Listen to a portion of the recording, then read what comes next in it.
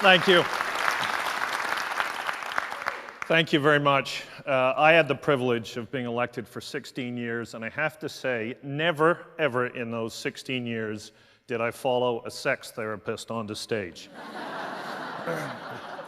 Which makes coming here and saying I want to talk about city building an entirely different thing.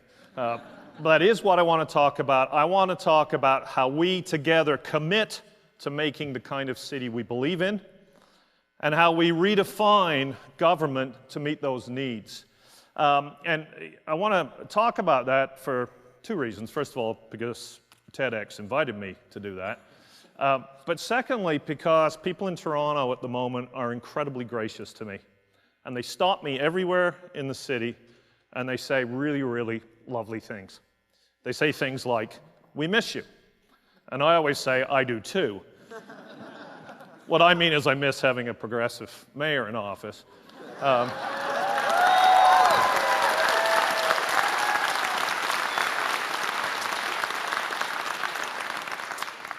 Which I think is what they mean too. But when I think about it, although it's a compliment, it's actually the wrong thought. Because although we need to elect the right people, of course, if we want to build a city that we're proud of, it actually isn't just about waiting for a savior to come along. It's not about a savior, it's about us. And it's about the commitment we make to this city. And it's particularly important in cities. We're in an urban age. Because cities aren't something you consume. You don't buy it, you make it. And you make it together as residents of that city and as citizens. And it's very true in Toronto, because most of us in Toronto are not born here. A little bit more than half were born outside Canada, like me, and another significant portion come from other parts of Canada. And we're literally making Toronto together right now, today. And the people who come from other parts of Canada or aren't born here have chosen Toronto. I chose to live in Toronto. In fact, I chose to live in Canada, and I chose to live in Canada twice. Although the first time I didn't have much of a say because I was 8 years old, and it was my mother's decision. But the second time I had a real say. It was 1981. I was in university in the United States, and I could have stayed. And I had tremendous opportunities open to me. And I didn't want to stay in the United States because at the time, a man named Ronald Reagan had been elected the president. And I wanted to come back to Canada. I wanted to come back to a country of common values. I wanted to come back to a city where, like most of us, I chose Toronto because there was opportunity, because it's a city where everyone is welcome and has a real chance. It's a city that's green. It's a city that has subways, a city that has streetcars. And I chose Canada because of our shared values. And I think our shared value is that we judge our society by how well we treat those with the least, not by how many millionaires we create.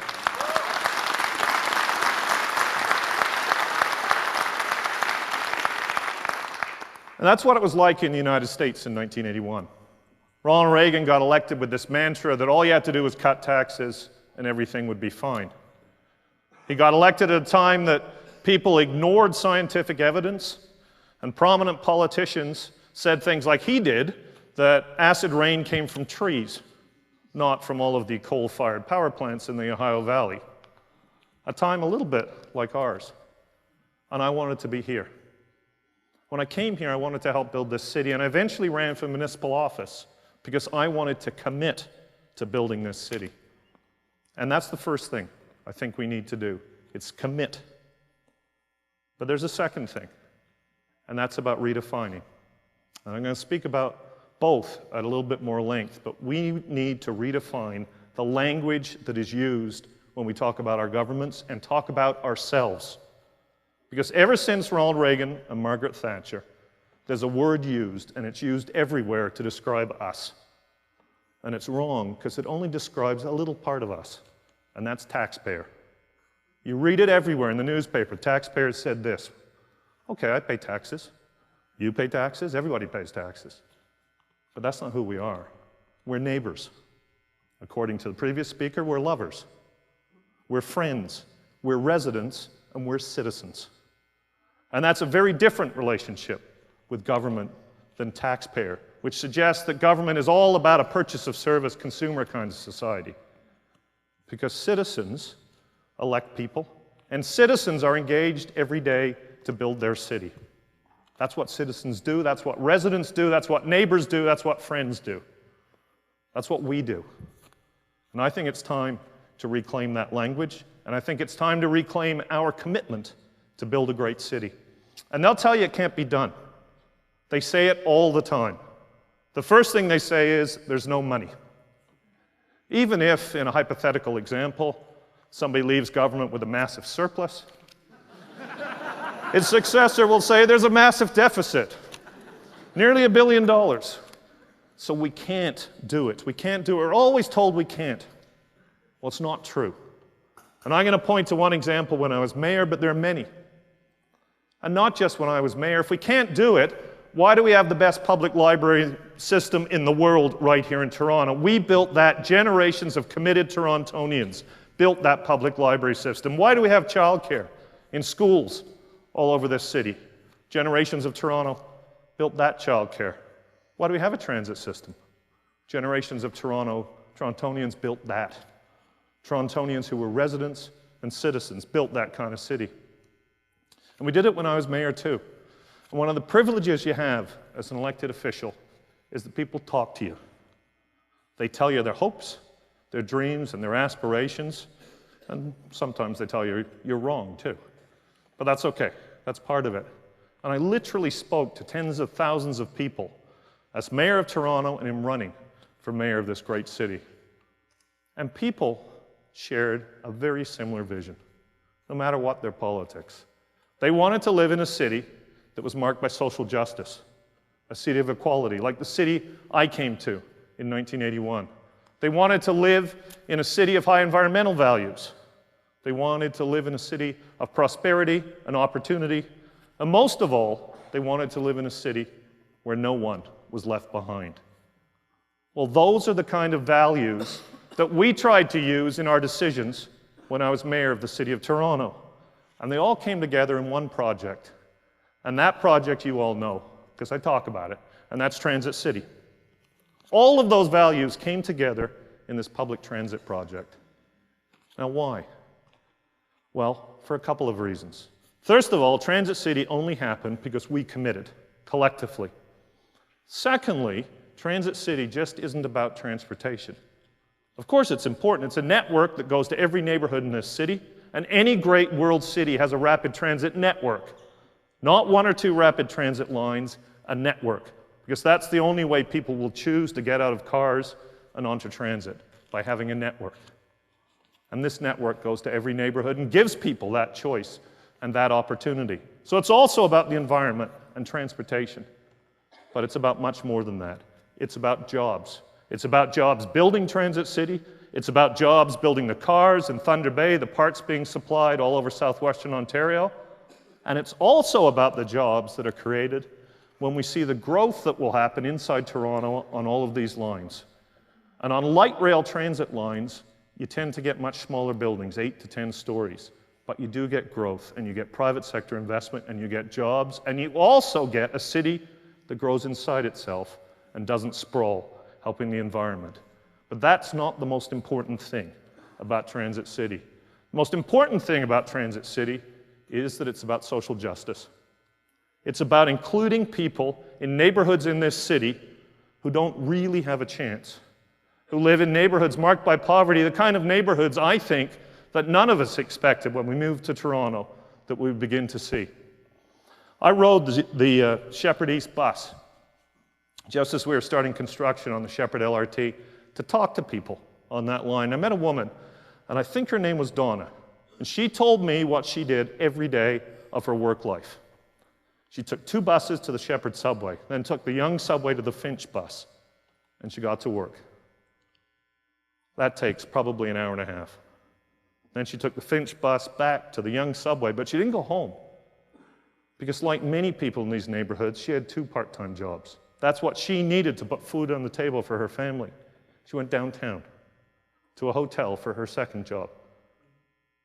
And then went back on the subway, and then on another subway in the Scarborough RT and another bus. And I've lost count. but it's something like 4 buses and 5 subways in the RT just to get to work. Now imagine the change to her life if instead of being in a bus in mixed traffic, in which the service by definition is erratic and slow because it gets stuck in rush hour just like everyone else, she'd been able to get on rapid light rail transit running in its own right-of-way. She would save literally hours out of her life every week and hundreds of hours a year, hours that would allow her to get a full-time job, or perhaps go back to school and upgrade her skills, or perhaps she could take some time with her family. It's that important to the social integration of our city. And how did Transit City happen? It didn't just happen because I ran for mayor on a platform of transit. It ran because Torontonians were committed to meeting our environmental and transportation challenges. We committed collectively. For years, people spoke about gridlock in cafes and on talk radio and with their friends.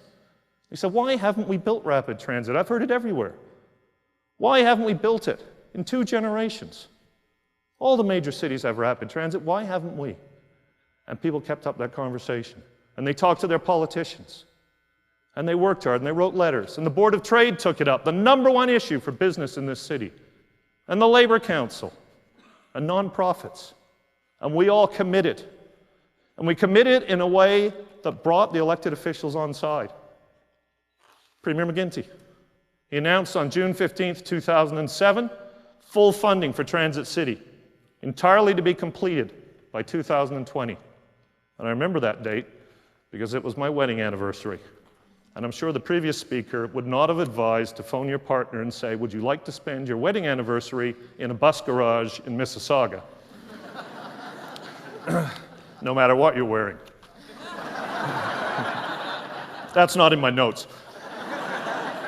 The Premier committed, Prime Minister Paul Martin committed. Newspapers ran massive headlines, time for a new deal for a city. We all committed. Billions were committed by the federal government, the provincial government, the city government. We bought buses, we started ridership growth, and we started Transit City because we committed, all of us. And then what happened? We took it for granted. Collectively, we took it for granted. 2010 budget, crack began. Premier McGuinty announced that the funding for the Finch line would be cancelled. The Finch line that goes to Jane and Finch and Rexdale and other neighborhoods where people line the streets every day to take the Finch bus, people who desperately need rapid transit, would be cancelled. And what happened? The Board of Trade, for example, that had been trumpeting the importance of Transit City, sent out one press release. We disagree. Silence. Silence. We'd collectively taken it for granted because we didn't commit. We didn't commit. We'd made the commitment for years. We thought we had victory, and we didn't. At the time we needed to speak up together, we didn't. Now, we've seen that people are speaking up. We've seen what's happened at City Hall the past few weeks, and people spoke up and said no. They said, no, we don't want that kind of city. We don't want libraries closed. You know, we don't want giant Ferris wheels. I think that's what they said. And that's great. But just like with Transit City, we can't take victory for granted. We have to commit. Because you don't buy a city, you don't consume it. You build it every day. And it's an obligation. And if you want a great city, and if we want a great city, we have to make that same commitment. It's easy to know what we don't want. It's hard to know what we want. And when we find it, we have to speak up every day. And if we really want our voices to be heard, we have to go back to that issue I mentioned at the beginning. This issue of defining who we are. Since Ronald Reagan and Margaret Thatcher, the radical right have defined us as consumers of government. It makes government something separate from us. We're taxpayers. We consume it. We buy it. Well, that isn't what government's about. Government is about all of us coming together because we're residents and we're citizens, coming together to create a common vision and making it happen. It's about every day. And we've let that language get away from us. It happens all the time. It's in the CBC, it's in the Star, it's in the Globe, of course it's in the National Post. And I'll probably be the first person today to mention the Toronto Sun. It's everywhere. And it's time we spoke up. In the same way, we need to commit to our city, to commit to those fundamental values of Toronto, of social inclusion, of prosperity, of livability, environmental standards, great public transit, great public parks, great public services. Not lousy ones, great ones. That's what we want, that's what we deserve, that's how we build a great city. We also need to commit to a common language. And I'm asking you, after TED, to do two things. To not just write an email when there's an issue at the city or any other government. To organize, to be with other people, and to commit. To stay the course. To put yourself into it. To be there with your friends and colleagues and commit. That's the first thing. The second thing is to change our discourse. Because that's about us. And when the CBC says something about taxpayers, send them a note by email. Say, that's exclusionary language. And you know what? I've heard people in public meetings stand up, low-income people, and say, I'm not a taxpayer. Well, of course they are. Everybody pays taxes. But they don't see it. It's hidden in the rent. I'm not a taxpayer. It excludes them. And write to the CBC. Write to the Star. Write to the newspapers. Speak to your friends. Talk about this. Say, I'm not just a taxpayer. I'm a citizen. I'm a part of this city. I'm a resident. This is my Toronto. This is my country. And let's change that discourse. And if one or two people say it, people will say, well, that's nice. That's nice. What if 5 people said it? All at the same time, to the Globe and Mail or the Star? What if 100 people said it? What if 500 people started saying, this is my city. I'm going to take my city back because I want to build it for my children and grandchildren. And I know my neighbors do. I know other residents do. I know other citizens do. Because as citizens, we have rights. We have duties. We can be called for jury duty. At the time of war, we can be called for that duty. We have other duties. But we have rights.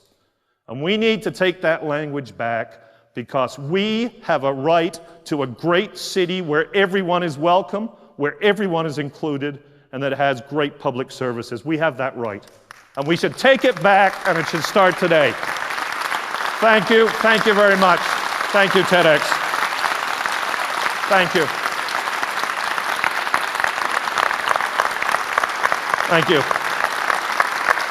Hi. Thank you. Thank you very much. Thank you. Thank you.